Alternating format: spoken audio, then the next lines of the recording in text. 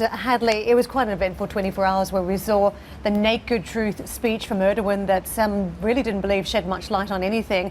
And then Trump also leaning against the Saudis even more, talking about some form of a cover-up, and now also perhaps suggesting the Crown Prince could have been involved. That is a highly political statement, isn't it, for the president?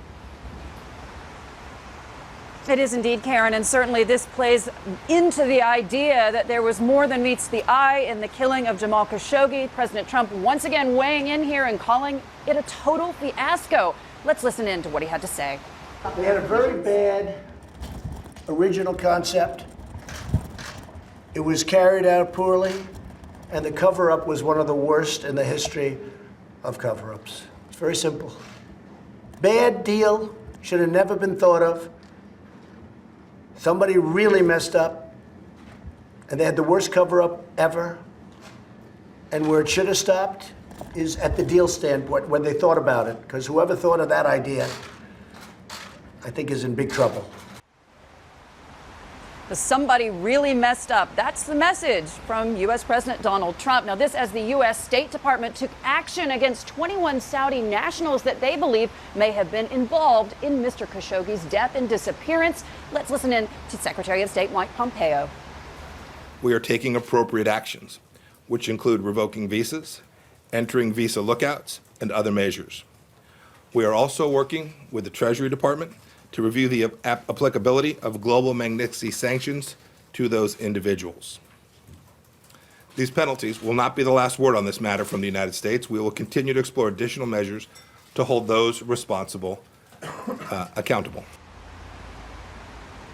It seems pretty clear that if the Saudis were hoping to play for time here in terms of their release of information and this investigation, in terms of kicking that can down the road and really losing the focus of the international media, that hasn't worked so far. The U.S. president weighing in here, Secretary of State Mike Pompeo also weighing in. And of course, we've heard these sentiments echoed across European capitals as well. Now, I have to say, yesterday was the start of the Future Investment Initiative, this Davos in the desert. Of course, last year we saw so much international attention and excitement surrounding the Crown Prince's efforts to turn this Saudi economy around and really bring in all of the big international investors, the top CEOs from Western corporates and financial groups as well. And of course, some 25% of those big name guests dropping out in the weeks preceding this conference. But yesterday, I have to tell you guys, the Crown Prince, he arrived, he only stayed for 15 minutes, but he came into a rock star welcome. He was rushed by a crowd of Saudis looking for the usual kind of selfies, but also he was surrounded by some of the biggest folks in the region. King Abdullah of Jordan was there to show his support, as well as the Prime Minister of the UAE, Mohammed bin Rashid, the ruler of Dubai as well. We're expected to see Saud Hariri, the Lebanese Prime Minister, later today. So it seems as if Saudi Arabia really cashing in their chips there, but that's not to say that Jamal Khashoggi wasn't mentioned at the conference. Let's listen in to what the energy minister had to say. We are going through a crisis of sorts resulting from the very regrettable and abhorrent incident that took place in Turkey. Nobody in the kingdom can justify it or explain it. And from the leadership on down, we're very upset about what has happened. And of course, the king has made it clear that there will be investigation, justice, and retribution to those responsible.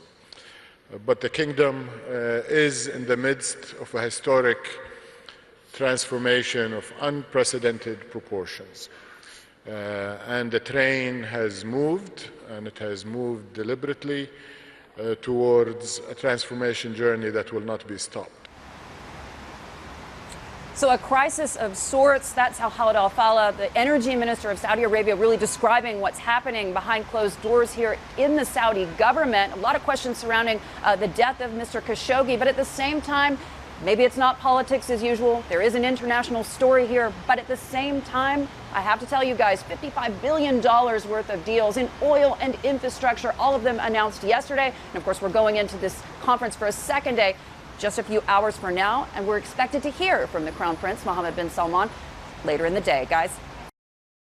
Hey everybody, it's Hadley Gamble from our new CNBC Middle East Bureau in Abu Dhabi. Thanks for stopping by. Now to watch more, you can try one of the videos that just popped up on your screen. And don't forget to subscribe.